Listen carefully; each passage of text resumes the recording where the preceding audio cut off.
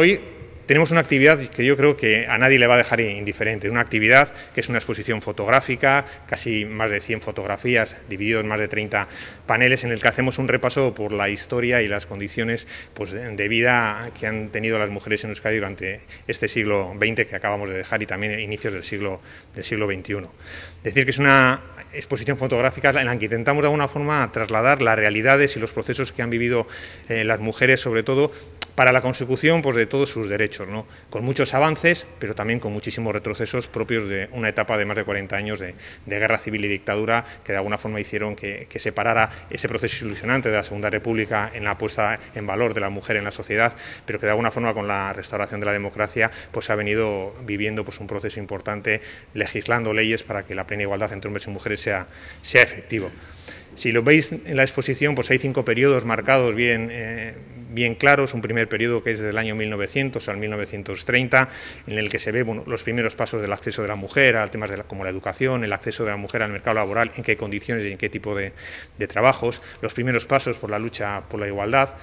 Un periodo que dio siguiente a uno que yo creo fue el más ilusionante, que es el periodo de la Segunda República, entre el año 1931 y 36, donde el papel de la mujer en la política pues, fue fundamental, el papel de la mujer en la educación fue trascendental. Una época que se fue de alguna forma cortada por la llegada de la guerra civil, que también es otro de los periodos que se trata en la exposición, y sobre todo especialmente pues, por los 40 años casi de dictadura y de represión, donde de alguna forma hubo una involución hacia los derechos que se habían conseguido hacia las mujeres y que bueno, pues se legisló con las leyes franquistas, sobre todo para establecer un tipo de mujer tipo, que era la que establecía el franquismo, la dictadura, y por tanto pues, bueno, una involución en sus derechos, una involución en sus condiciones laborales, en el tema de la educación, etcétera, etcétera.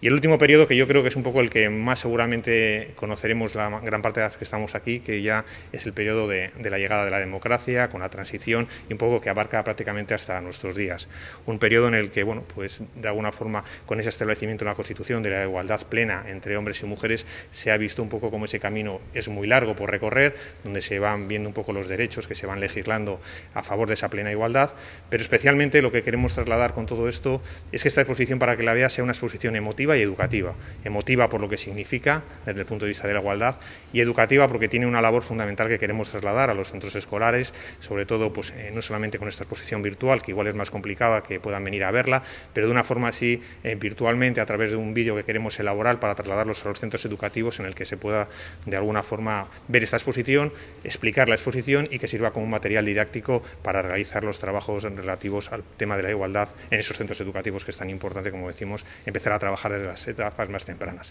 Una exposición que tiene 3 elementos fundamentales. Por una parte, unos textos breves, ¿no? en euskera y castellano, que ofrecen una idea en relación a cómo se ha producido ese proceso a lo largo del tiempo. En segundo lugar, una serie de imágenes que hemos recopilado en distintos archivos, bibliotecas, centros documentales y colecciones privadas que ilustran, y esto creo que enfocado al mundo joven es importante, ¿no? Porque les da una visión de cada una de las ideas, y luego una serie de frases que algunas son de mujeres que lucharon por la igualdad y algunas son de mujeres o de hombres que estuvieron en contra, porque sirven un poco como revulsivo cuando se hacen las visitas para poder trabajar sobre ello, ¿no? Cuando nos comentaban, cuando estuvimos en Vitoria, un profesor de la Escuela de Magisterio fue con los estudiantes de su clase a ver, y claro, por ejemplo, hay de Keipo de Llano, que es tremenda, que esa frase pues le dio